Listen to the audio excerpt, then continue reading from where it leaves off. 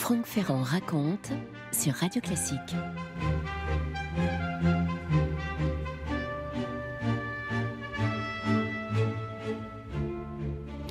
Nous sommes en Australie, à Melbourne, en octobre 1956, et voilà qu'un navire approche des côtes. Il s'appelle le Géorgie, il est sous pavillon soviétique, et il demande à s'amarrer dans le port de Melbourne. Magnifique, immense port, je ne sais pas si vous voyez à peu près à quoi ça ressemble. Sur le bateau, une partie des membres de la délégation soviétique qui vient participer aux Jeux Olympiques est là. Pour la première fois, ces Jeux vont donc se dérouler dans l'hémisphère sud, et le comité international olympique a fixé la date d'ouverture au 22 novembre, parce qu'évidemment, dans cet hémisphère-là, c'est l'été. Sur le navire, le Géorgie, donc, les cadres soviétiques regardent un peu partout, ils se méfient. Moscou redoute que ces athlètes profitent des Jeux pour aller frayer avec les Occidentaux. Pire, pour passer à l'Ouest, c'est la grande mode depuis quelques années. Staline est mort depuis 3 ans, Khrouchtchev a dénoncé les crimes du stalinisme, seulement les Soviétiques pour autant n'ont pas le droit de quitter le pays librement, ni les membres d'ailleurs du pacte de Varsovie. Le KGB a produit une note suggérant que les sportifs soient logés au port sur un bateau, donc le Géorgie. Ce sera plus simple, comme ça on pourra les surveiller, et puis au passage ça coûtera nettement moins cher en devises, ils seront moins tentés, n'est-ce pas ? Les Américains s'empressent de propager la nouvelle dans la presse, qui va faire ses choux gras de toute cette affaire. Du coup, les Soviétiques sont obligés de faire machine arrière. Les athlètes pourront loger avec les autres délégations dans le village olympique d'Heidelberg, qui est en banlieue donc de Melbourne. C'est la banlieue est de Melbourne. Il n'y a pas si longtemps que l'Union soviétique participe aux Jeux olympiques. Ça n'est jamais que la 2e fois depuis Helsinki en 1952. Aux États-Unis, l'administration Eisenhower craint que Moscou ne s'empare du sport pour en faire un outil de propagande en faveur de ce modèle socialiste qu'on voudrait répandre à travers le monde. Et le Pentagone a créé carrément une cellule de travail avec 2 objectifs pour les JO: contrer l'offensive sportive communiste et puis, à l'inverse, essayer de tirer le plus possible de bénéfices pour le pays, de bénéfices politiques. Les participants à la réunion ont l'idée de critiquer le caractère professionnel des athlètes soviétiques, alors que les Jeux Olympiques sont censés, n'est-ce pas, récompenser l'esprit même du sport, c'est-à-dire des sportifs amateurs. Le patron de l'American Amateur Union dénonce, je cite, « En URSS, des millions d'athlètes s'entraînent chaque jour en travaillant pour le gouvernement. » Les sportifs soviétiques seraient donc des amateurs d'État. Oui, seulement les États-Unis en font autant, il faut quand même le dire. Si vous regardez leur délégation, sur les 338 sportifs de la délégation américaine, il y en a 111 qui sont des militaires. Autant dire qu'ils sont eux aussi payés pour s'entraîner. Et d'ailleurs, ils sont très performants. Un autre angle d'attaque serait d'inciter les sportifs des pays socialistes à passer à l'Ouest. Chaque défection représente une victoire pour les Occidentaux. On en fait à chaque fois des premiers titres dans la presse, etc. Et les craintes du KGB sur les athlètes de l'Est sont donc tout à fait justifiées. D'autant qu'en cette fin 1956, la géopolitique va venir se mêler de ce jeu-là. Franck Ferrand sur Radio Classique. Nous allons à Budapest, là-bas de l'autre côté du globe, le 23 octobre 1956, les étudiants hongrois descendent dans la rue et profitent de ce mouvement de déstalinisation engagé en URSS par Khrouchtchev pour réclamer la liberté de la presse, l'abolition de la peine de mort, le relèvement des salaires trop bas et même un plafond pour les salaires trop hauts. Bref, et ils demandent aussi le départ des troupes soviétiques basées dans le pays et le retour d'Imre Nagy à la tête du gouvernement. Imre Nagy est un communiste réformateur qui a été écarté du comité central 2 ans plus tôt au profit de la ligne orthodoxe et pro-soviétique. Et évidemment, ça n'a pas plu. La révolte grossit dans tout le pays, le gouvernement prend la fuite et voilà donc que Imre Nagy accède au pouvoir. Il annonce des réformes, mais aussi la sortie du pacte de Varsovie. L'alliance militaire avec les soviétiques est donc en grand danger puisqu'il a décidé d'une certaine manière d'y mettre fin de façon unilatérale. Vous pensez bien qu'au Kremlin, ça ne peut pas passer, ça. Khrouchtchev voit rouge, si vous me passez l'expression. Il envoie ses propres troupes et le 4 novembre, les chars soviétiques entrent dans Budapest. Et ça y est, on dépose ce gouvernement insurrectionnel. Les Hongrois se révoltent, 25 000 arrestations, 2500 morts, 20 000 blessés. On ne parle que de ça dans le monde entier. En tout cas, les Russes ont écrasé la révolution hongroise. Les Occidentaux critiquent « Oh, ça en fait beaucoup de bruit !» Mais dans la réalité, ils ne bougent pas. Il faut dire qu'au même moment, la France, la Grande-Bretagne et Israël sont complètement englués dans l'affaire du canal de Suez dont je vous parlais l'autre jour. Le canal qui vient d'être nationalisé par Nasser. Ils ont lancé une grande opération à Suez. Bref. Conséquences sur les JO de Melbourne qui sont à quelques jours de s'ouvrir. Pour dénoncer l'invasion soviétique en Hongrie, l'Espagne franquiste et les Pays-Bas ont décidé de boycotter les Jeux. Et ils sont suivis par la Suisse qui va se désister pour n'avoir pas trouvé d'avion convenable. Oui, ça c'est le genre d'excuse qu'on trouve quand on est suisse et poli, n'est-ce pas ? L'Irak et le Liban également vont boycotter, mais alors eux le font au contraire pour s'opposer à l'attaque française et anglaise et israélienne sur l'Égypte. Quant à la République populaire de Chine, c'est Mao à l'époque, la Chine refuse de participer, mais à cause de la présence de la République de Chine, autrement dit de Taïwan, la Chine nationaliste. Vous voyez que ça fait beaucoup quand même de soubresauts politiques, beaucoup de boycotts, c'est une première, excepté celui des Turcs aux Jeux Olympiques d'Athènes en 1896, ça évidemment c'était une évidence, et dès la toute première Olympiade. La délégation hongroise est donc déchirée, elle doit se rendre à Melbourne alors que les chars russes roulent sur Budapest.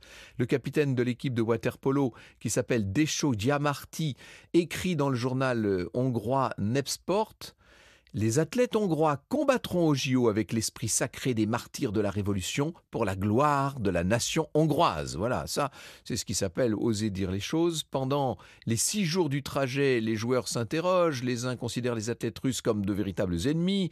D'autres disent qu'après tout, ce sont des frères victimes d'une même dictature. Les Hongrois pro-soviétiques se taisent. Ils sont prudents. Ils sont plus nombreux qu'on ne pense. Quand les Hongrois arrivent à Melbourne, ils sont évidemment accueillis en héros. Des dizaines d'entre eux arborent le ruban noir. Ils ont un crêpe de deuil. Et dans le village olympique, on déchire le drapeau communiste du pays et on le remplace par le nouveau drapeau de la nouvelle Hongrie libre. Les lignes téléphoniques avec Budapest sont coupées. Les sportifs sont sans nouvelles de leur famille, de leurs amis, ce qui donne lieu à une scène étrange. La délégation soviétique les fait monter sur son bateau, là, le fameux Géorgie, pour qu'ils puissent communiquer en Hongrie, là-bas, avec leurs proches. Les soviétiques essaient peut-être tout simplement en faisant cela de redorer leur image. Vous écoutez Radio Classique. Et voilà que la flamme olympique s'allume. Nous sommes le 22 novembre 56. C'est la canicule à Melbourne, évidemment. Encore une fois, on est dans l'hémisphère sud et là-bas, c'est le plein été.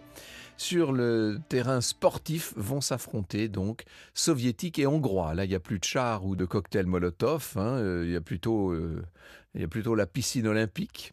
Le 6 décembre 56, les équipes hongroises et soviétiques de water-polo s'affrontent en demi-finale des JO avec pas mal d'exilés hongrois qui ont pris des places dans les tribunes.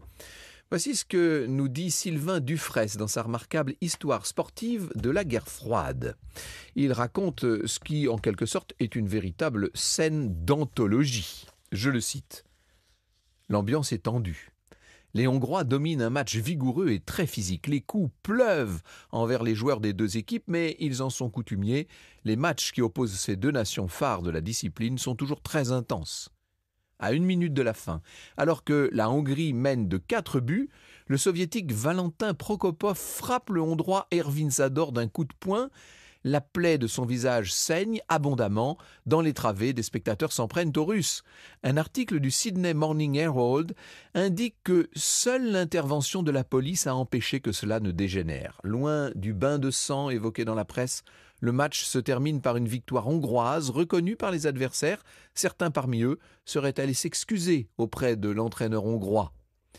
Donc, on peut dire que c'est une anicroche virile.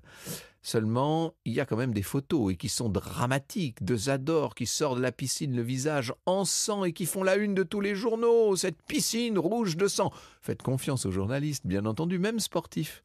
La rivalité a été exagérée, bien sûr. En réalité, les athlètes russes et hongrois se comprennent. Les 474 soviétiques arrivés à Melbourne vivent eux-mêmes sous la surveillance constante de 15 agents du KGB. Leurs entraîneurs sont aussi des fidèles du régime et certains athlètes sont passés par les jeunesses communistes. Ils adhèrent au parti pour faire carrière et ils peuvent dénoncer leurs camarades. Toutefois, les agents du KGB ne peuvent pas tout contrôler tout le temps et les équipes du village olympique organisent des visites culturelles, des rencontres en fin d'après-midi autour d'un peu de thé et de biscuits. Les Russes se mêlent aux autres sportifs et le soir en dansant le rock, en buvant de la vodka.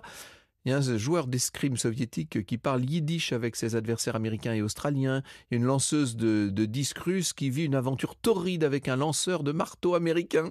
La détente au premier regard, s'amuse la presse people. Plus grave, un exilé letton qui est installé en Australie approche 3 joueurs lettons du club de Riga. « Restez ici après les Jeux, leur dit-il, on vous aidera. Vous gagnerez 10 fois plus, vous serez libre. Qu'est-ce qui vous retient là-bas ?» Il faut dire que, comme prévu au Pentagone, la CIA est évidemment à pied d'œuvre. Elle est en pleine opération Griffin, c'est-à-dire griffon dans la mythologie, un lion volant, vous savez. Le programme consiste à provoquer la défection, à organiser la défection d'un maximum d'athlètes du bloc de l'Est pour les exfiltrer vers les États-Unis. Et la CIA cible évidemment ces Hongrois en priorité, ainsi d'ailleurs que les Roumains qui parlent hongrois. Elle dispose de 2 relais pour agir. Le Hongrois György Telegyi, qui est président de la Fédération hongroise des sports, en fait un mouvement de réfugiés, et puis un Américain, Douglas Jackson, qui est directeur adjoint du journal Sport Illustrated, mais qui est en vérité un agent d'influence de la CIA, comme il arrive très souvent dans ce genre de poste. Cet agent a été projeté derrière le rideau de fer et on peut dire qu'il est devenu un professionnel de la guerre psychologique. Telegyi va s'approcher des sportifs hongrois. Enfin, il ne peut pas le faire directement, mais il le fait par l'intermédiaire des athlètes argentins ou italiens qui se renseignent sur ceux qui pourraient éventuellement faire défection. Et les Hongrois, les Roumains se montrent prudents, bien entendu. Ils savent que s'ils fuient, leurs familles vont subir des représailles. Et une fois à l'ouest, que deviendront leurs carrières ?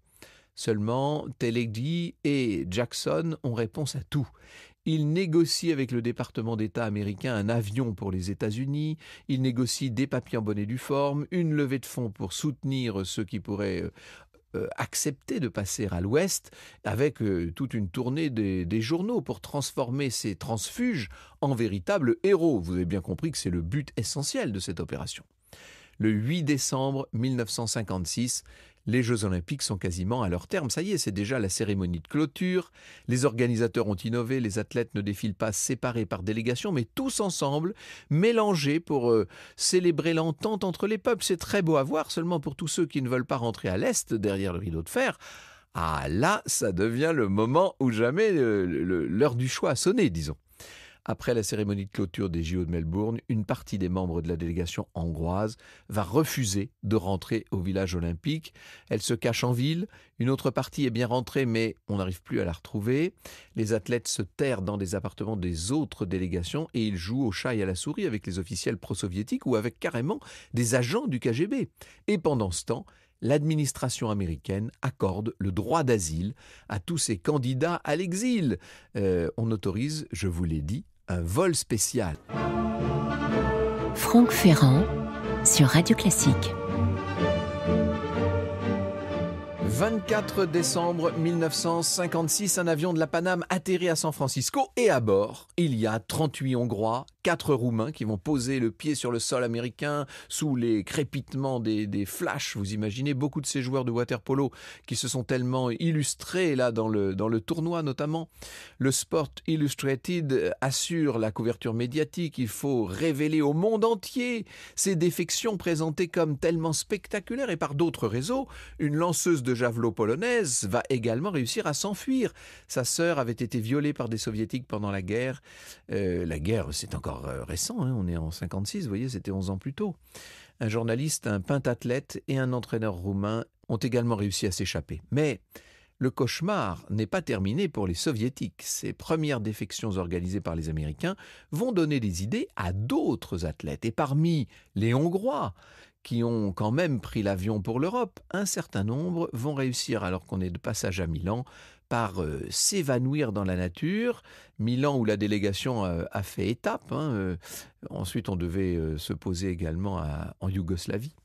Voici ce que raconte Le Monde, le journal Le Monde du 19 décembre 1956. Selon certaines informations, l'un d'entre eux aurait disparu entre Milan et Belgrade. Un autre aurait reçu un message de sa femme réfugiée à Vienne et l'invitant à la rejoindre dans la capitale autrichienne. Quant à Moldrich, le pentathlète hongrois, il a pris un avion pour Stockholm où l'attend sa fiancée. Sur les 176 Hongrois sélectionnés pour Melbourne, 53 étaient portés manquants jusqu'à l'entrée en Yougoslavie et pour la première fois lundi soir, Radio Budapest a annoncé que de nombreux athlètes de l'équipe olympique avaient préféré demeurer dans des pays occidentaux. Selon le commentateur, l'opinion publique hongroise juge très sévèrement ces athlètes. Et après l'athlétisme, c'est carrément le football hongrois qui est touché. 17 joueurs de l'équipe junior de football décident de ne pas rentrer d'une tournée en Suisse, annonce Le Monde. 18 joueurs et dirigeants du club de foot de Budapest, le Honvéd, ne rentreront pas en Hongrie après un match à Milan. Franck Ferrand sur Radio Classique. Et les journaux, on parle toujours du Sport Illustrated, mais vous avez bien compris que bien d'autres journaux s'intéressent à ces transfuges du bloc de l'Est vers les États-Unis, à la faveur des grands événements, des lourds événements de Budapest en cette fin d'année 1956. On va organiser pour les transfuges un Freedom Tour, ce qui veut dire qu'ils vont faire des conférences, organiser des performances sportives. Il y a toutes sortes de séances d'autographes et de photos. Enfin, vous imaginez ça. À l'époque, on ne fait pas encore de selfies. Ils avaient bien de la chance, ces gens-là. On lève des fonds pour ces héros de la guerre froide. Radio Free Europe et Voice of America racontent les histoires des uns et des autres. On essaie de faire rêver, bien sûr, les auditeurs de l'Est qui arrivent à capter ces radios occidentales pro-américaines. Sylvain Dufraisse apporte une nuance intéressante à ce tableau de chasse américain présenté à l'époque et depuis d'ailleurs comme extrêmement brillant. Je le cite. « Toutes les défections ne se font pas sans retour. Plusieurs sportifs, comme l'entraîneur d'aviron Zoltán Torok ou le nageur László Nadori, retournent en Hongrie à l'issue de leur expérience américaine. Décio Diamarty, qui est le capitaine de la fameuse équipe de water-polo, revient en Hongrie 18 mois après son départ. Et là, on est en droit de se poser la question, pourquoi est-ce que cet homme-là, après avoir pris de tels risques, finit par rentrer au bercail ? Est-ce par déception ? Est-ce parce qu'il a subi des pressions du régime sur un certain nombre de ses proches ? Lui ne donne aucune explication. Les autorités sportives le tiennent dans un premier temps à l'écart et puis, on va le rappeler et on lui dit que ce serait pas mal qu'il participe à la préparation des prochains Jeux Olympiques, ceux de Rome, prévus en 1960. Il faut bien reconstruire l'équipe de water-polo après l'hémorragie de 1958 parce que la guerre froide et la compétition sportive sont loin d'être finies. Ce qui est intéressant dans cette affaire, c'est de constater qu'une fois de plus, ce que nous pourrions prendre à première vue, en regardant les choses de loin comme un mouvement univoque de libération, etc., est un mouvement plus complexe qu'il n'y paraît, dans les interstices souvent en demi-teinte d'une histoire qui ne cesse d'être réécrite. Vous écoutez Radio Classique.